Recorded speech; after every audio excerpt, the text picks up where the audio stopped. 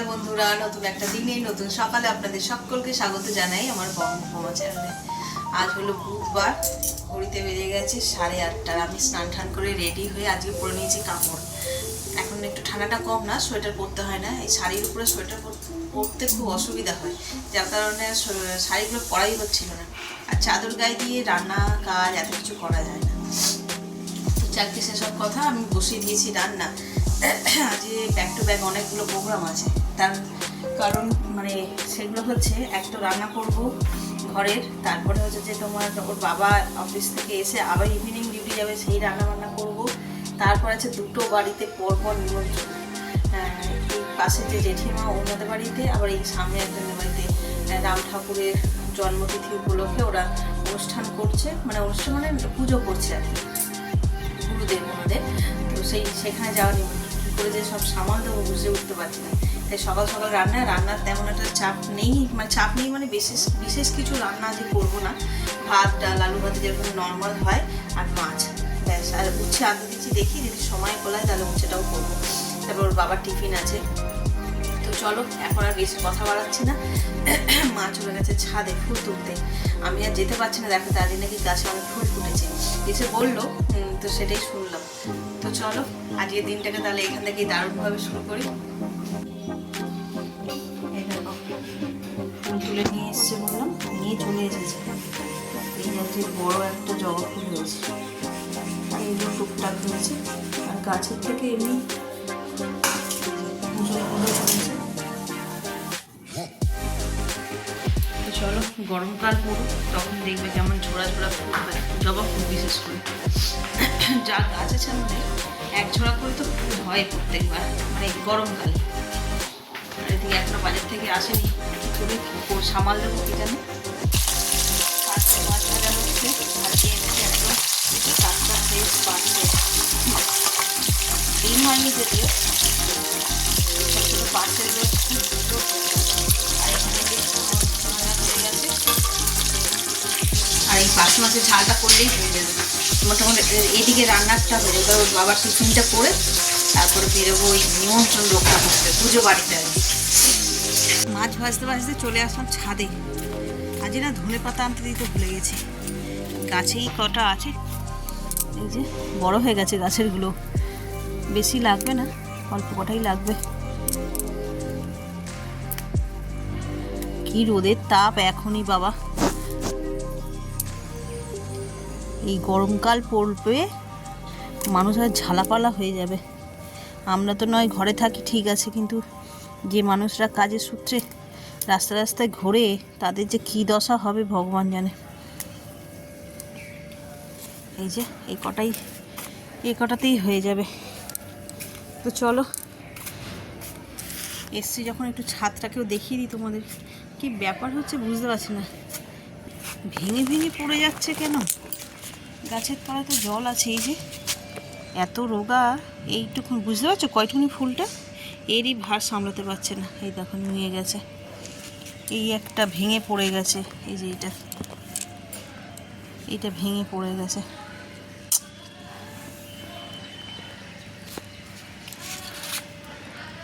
নিজের ভারী যদি নিজের গাছ সামলাতে না পারে, তাহলে আর কি করা যাবে। এইটুকুনিটা এটাও তো মনে হয় বাড়তেই পারবে না, তার আগেই ভেঙে যাবে যা দেখছি। চলো, ফুলগুলো তো সব শুকিয়েই গেছে, এই ডালিয়াটাও শুকিয়ে গেছে, এটাকেও কেটে দিলে হয়।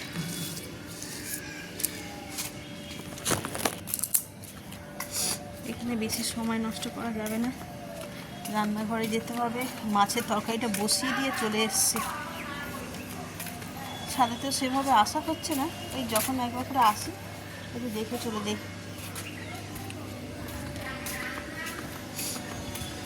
না। চলো যাই।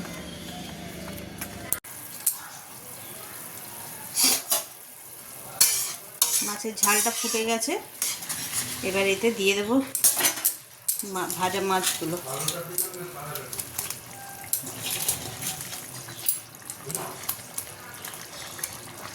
আমি একটা কাতলা মাছ, এটা ছোটো মাছ খায় না সাইজটা, তার জন্য। এতে হালকা করে একটু সর্ষে বাটা দেব।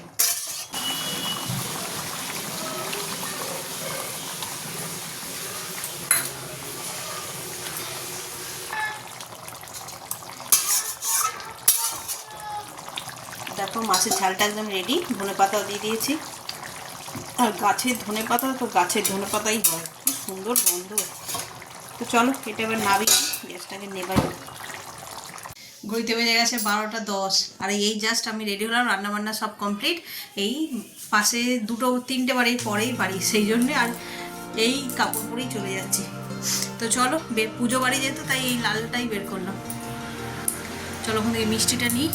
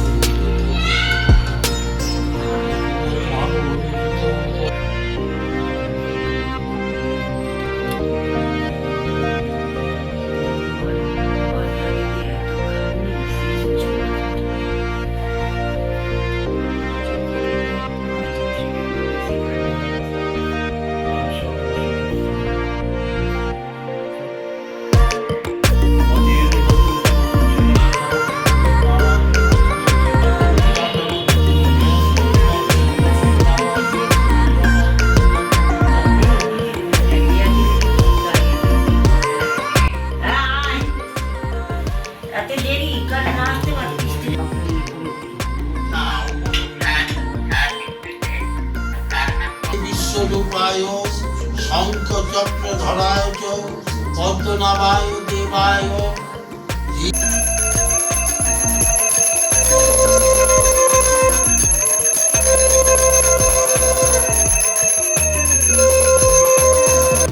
সর্বতপ্রাণিপাদান্ত সর্বদর্শী শিবম বিশ্বরূপ মহানগ্নি পহিত সর্বকর্মেশ বিঙ্গা বৈশুকে সাক্ষ্য পিনাঙ্গ চতুর্ণ ঠাকস্থ সাক্ষ্য সূত্রাগ্নি সপ্তাহটি শক্তিদায়ক স্বাহা।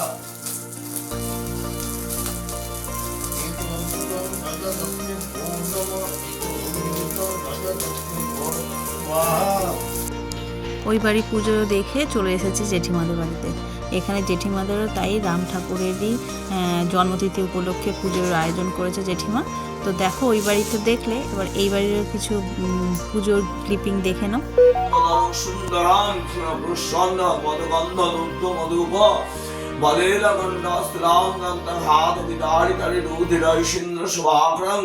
বন্দে শৈলসুতাসুতং গণপতিং সিদ্ধিপ্রদাং কামদাং নমঃ তৎ সচন্দন গন্ধ ধ্যান পুষ্পম। এই দেখো ভোগ চলে এসেছে বাড়িতেই। সকালে গেছিলাম, দেখালাম তোমাদের, ওই দুটো বাড়িতেই গেছিলাম। একটা বাড়ির ভোগ তখনই দিয়ে দিয়েছে, খেয়ে নিয়েছে। আর এইটা হচ্ছে জেঠিমাদের বাড়ি। এই যে পোলাও, ভাজাভুজি, পায়েস না, এটা হচ্ছে সিন্নি, ফল প্রসাদ। এইখানেও কী কী আছে সব, এখানে মিষ্টি আছে, এটাতে পায়েস, পনির। ও এই দেখো এক কন্টেনার আবার রাইস পাঠিয়েছে। তো আজকে এমনিতেই রুটি কমই বলেছিলাম, আমি জানি আজকে জেঠিমার বাড়িতে ভোগ হবে, দেবে, মানে বলেই ছিল ওরা। সকাল সকাল মানে দুপুরবেলায় হয়তো, আর সেভাবে কেউ যায় না, আমি একাই যাই। বাড়ির সবাইরই নিমন্ত্রণ ছিল, তো কেউ যায়নি দেখে আবার সব ছেলেগুলোর জন্য পাঠিয়ে দিয়েছে ভোগ। তো আমি সবে রান্না করতেই ঢুকছিলাম, আর ওই বাড়ির দাদা এসে দিয়ে গেল। তো চলো রান্না বলতে রুটি আর তরকারি তাহলে অল্প একটু করে, কারণ এতগুলো ভোগের খাবার তো একটু একটু করে খেলে মোটামুটি পেট ভরে যাবে। আর ভোগের খাবার এমনই, মানে শেষ তো হয় না, আর খেলেও বেশ তৃপ্তি করে খাওয়াও যায়, আর পেটও ভরে যায় না। আর বেশিক্ষণ দাঁড়াবো না, ঘড়িতে বাজে 7:30। সন্ধ্যাবেলা থেকে মানে ওখান থেকে আসতেই না এত দেরি হয়েছে, এসেই আর শুয়ে পড়ে ঘুমিয়েই পড়েছিলাম। সেই জন্য আর তোমাদের সেভাবে কিছু ব্লগ করা হয়নি। এসে যা হোক একটু চা করে মাকে দিয়ে আবার শুয়ে পড়েছি। তো এই উঠলাম, ওই দাদা এসেছিলো, আসতে উঠলাম, খাবারগুলো দিল ঠাকুরে, এগুলো সব রাখি গুছিয়ে। এরপরে ভাবছি রাতে অল্প একটু তরকারি করে নিলে হয়ে যাবে। কি তরকারি করব দেখি।